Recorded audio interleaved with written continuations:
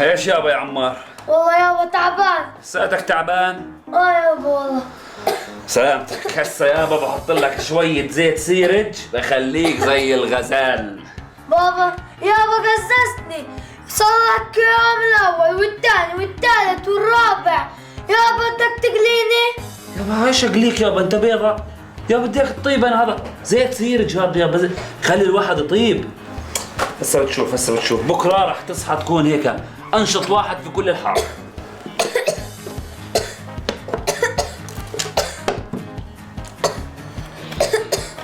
تعال يا حبيبي تعال. سلامتك يابا، سلامتك يا حبيبي. شايف محسنك يابا؟ زيت سيرج هذا، زيت كويس، زيت. بس انا حاسس انه قحتك صارت احسن.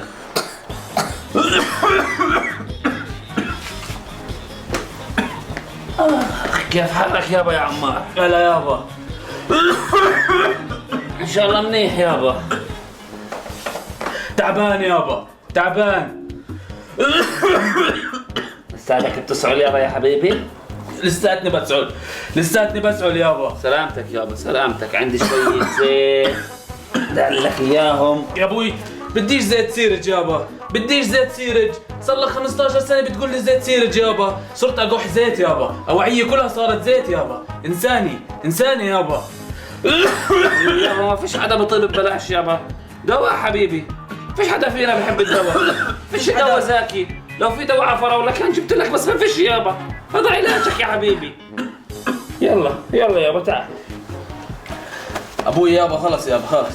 يا حبيبي يابا زيت سيرج اللي عشانك يابا يا حبيبي، طول عمرنا بنشربه يابا يا حبيبي قوم نام. ناكله وبنحطه على شعرنا يابا. زيت سيرج يابا، مش عاجبك زيت السيرج؟ زيت سيرج يابا. اشرب يابا، هات احط لك يابا. سلامتك، بكره بتطير يا حبيبي. سلامتك يا رب. لا يوجد علاقة بين دهن صدر الطفل بزيت السيرج وإزالة البلغم من صدره. ننصح بزيارة الطبيب لوصف العلاجات الدوائية اللازمة